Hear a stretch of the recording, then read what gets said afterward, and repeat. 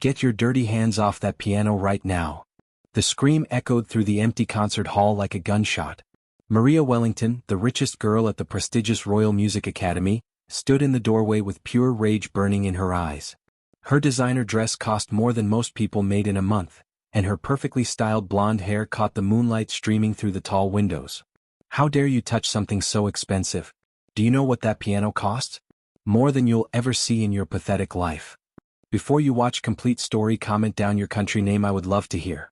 Sarah Parker, the 42-year-old janitor, quickly pulled her hands away from the beautiful piano keys. Her heart was beating so fast she thought it might explode. She had been cleaning the academy for 5 years, and tonight was the first time she had ever dared to touch the magnificent instrument that called to her every single day. "I'm sorry, miss. I was just..." Sarah started to say, but Maria cut her off with another angry shout. "Just what? Just thinking you could play piano like the real students here? You're a janitor. You clean toilets and empty trash cans. This piano is worth $200,000, that's more money than you disgusting people see in 10 lifetimes. Behind Maria, 3 other rich students appeared. They all wore expensive clothes and had that look that said they owned the world. Emma Richardson pulled out her phone and started recording. "Oh my God, this is perfect." Emma laughed. "Wait until everyone sees this video. The cleaning lady thinks she's a pianist." "This is so embarrassing," said another student, Victoria Smith. "Doesn't she know her place? Poor people like her should stick to mopping floors." Sarah felt her face burning with shame. She was wearing her old cleaning uniform, and her hands were rough from years of hard work. Standing next to these beautiful, wealthy young people, she felt like she didn't belong anywhere near something as precious as this piano. "Please, I'll go back to work. I won't touch anything again," Sarah said quietly, picking up her mop bucket. But Maria wasn't finished with her yet. She walked closer, her high heels clicking on the marble floor like gunshots. "No, no, no. Since you think you're so special, why don't you show us what you can do? Go ahead, cleaning lady. Play something for us." The other students started laughing and clapping their hands mockingly. "Yeah, play us a song," Victoria called out. "Show us your amazing talent." "Maybe she knows Twinkle Twinkle Little Star," Emma said, still recording with her phone. "That might be too hard for her though." Sarah stood there feeling smaller and smaller. These kids were making fun of her, and she knew they would post the video online for everyone to see. She thought about her small apartment, her sick mother who needed medicine, her daughter who was starting college next year. She couldn't lose this job. She needed every dollar. "I should go," Sarah whispered. "I have work to finish." "Oh no, you don't." Maria blocked her path. "You touched our piano with your dirty worker hands. The least you can do is show us why you thought you had the right to do that." She pointed at the piano bench. "Sit down and play. Now." "Maria, maybe we should just let her go," said one of the boys, looking a little uncomfortable. "Are you kidding me, David? This is hilarious. The cleaning woman thinks she's Mozart." Maria's eyes were cruel and cold. "Play something, janitor. Prove you're not just another worthless poor person who dreams about things she can never have." The words hit Sarah like physical blows. Worthless, poor, dreams she could never have. She had heard these words her whole life, but they never stopped hurting. But something inside Sarah was changing. A spark of anger was growing in her chest. Yes, she was poor. Yes, she cleaned floors for a living. But she had been playing piano since she was 7 years old. Her grandmother had taught her on an old, broken piano in their tiny house. When she died, Sarah kept playing whenever she could find an instrument. Sarah had always loved music more than anything else in the world, but life had been hard. Her husband left when her daughter was young. Her mother got sick. She had to work instead of going to school.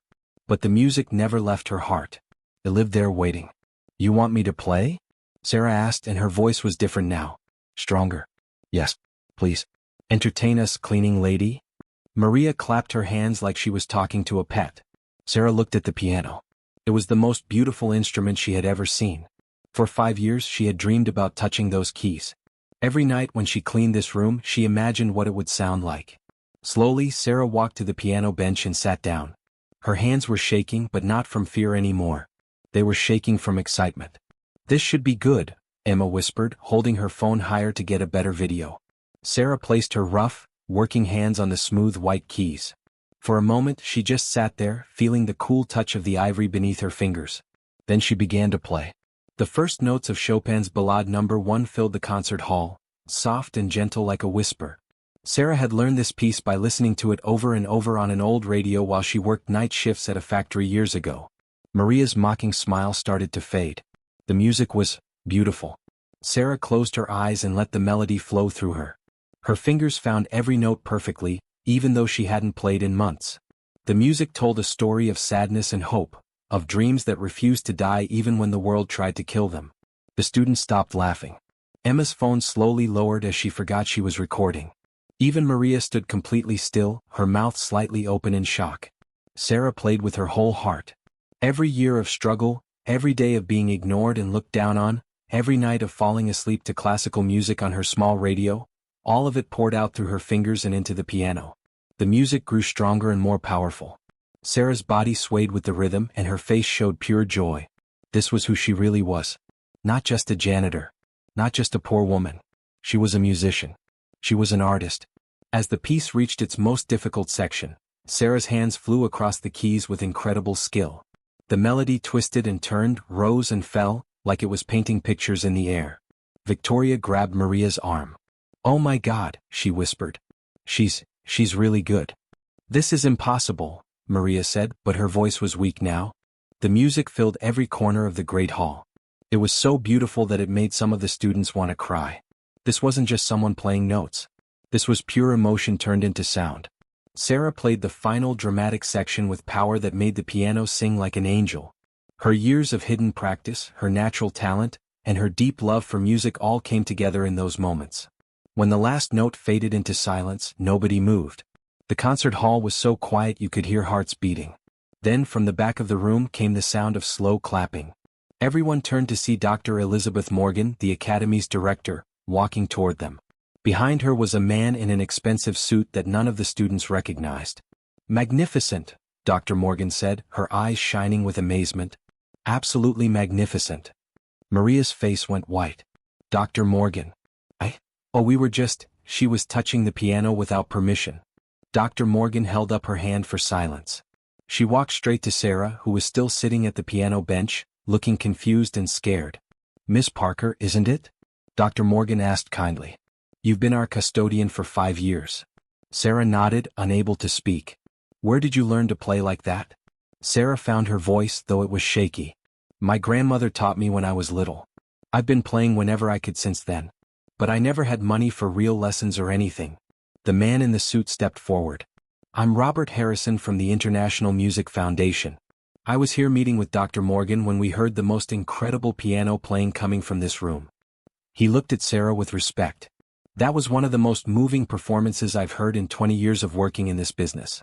Emma, who was still holding her phone, realized she had recorded the whole thing. But now she wasn't thinking about making fun of Sarah. She was thinking about how wrong they had all been. "This is crazy," Maria said, but her voice was small and uncertain now. "She's just a janitor." "Miss Wellington," Dr. Morgan's voice was sharp and cold. "I'm very disappointed in what I just witnessed. The way you and your friends treated Miss Parker was cruel and completely unacceptable." Maria's face turned red. She wasn't used to being scolded by anyone. Mr. Harrison looked at Sarah with serious eyes. "Miss Parker, have you ever considered studying music formally?" Sarah almost laughed, but it came out as a sad sound. "Sir, I clean floors to pay for my mother's medicine and my daughter's college. I can't afford to study anything. What if I told you that the International Music Foundation provides full scholarships for exceptionally talented adults who want to pursue music education?" Sarah stared at him. "I don't understand." Dr. Morgan smiled warmly. "Miss Parker, we have a special program here at the Academy for older students with extraordinary talent. Everything would be paid for, lessons, books, even living expenses so you could focus on your music." "You're offering her a scholarship?" Maria's voice was high and shocked. "But she's what, Miss Wellington?" Dr. Morgan asked dangerously. Maria looked around at all the faces staring at her. For the first time in her life, she didn't know what to say. Sarah felt like she was dreaming. "You really mean it? I could study music here?" "Miss Parker," Mr. Harrison said, "talent like yours is rare.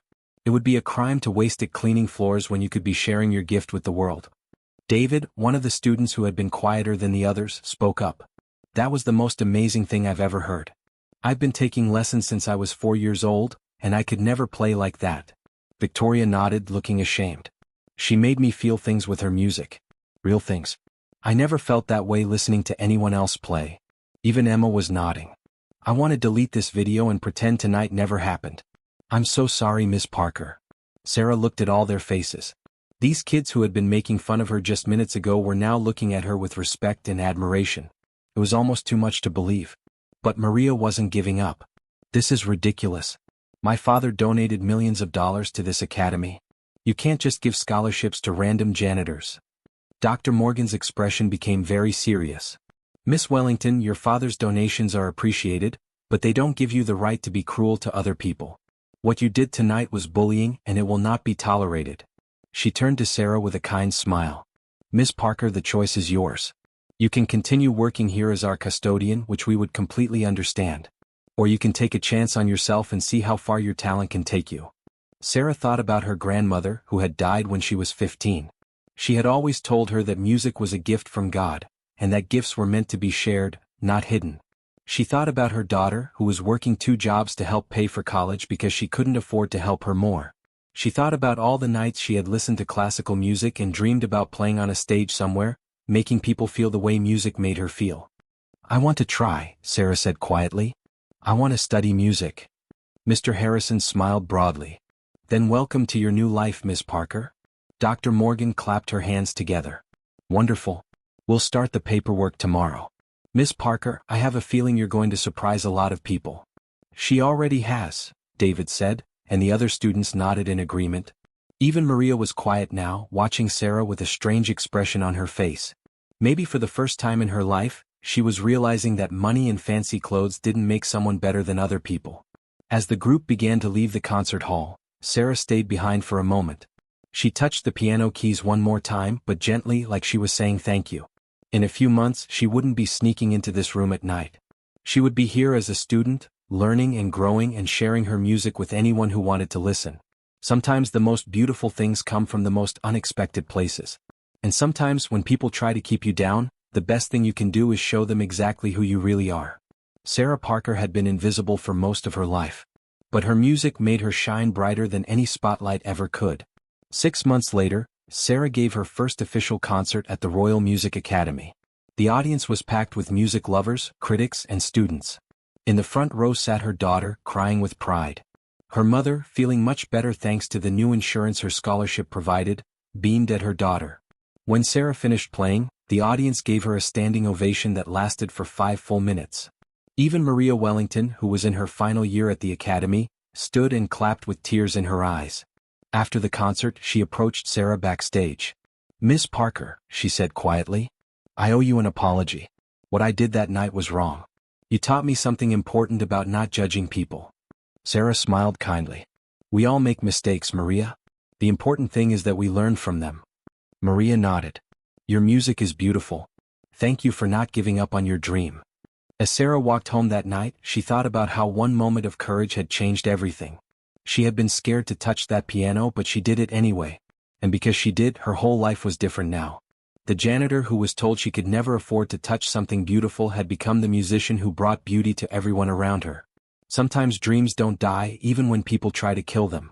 Sometimes they just wait for the right moment to come alive and show the world what they're really made of. Dear friends, if this story touched your heart, please like this video and subscribe to our channel. Share it with someone who needs to remember that it's never too late to chase your dreams, and that talent can come from anywhere.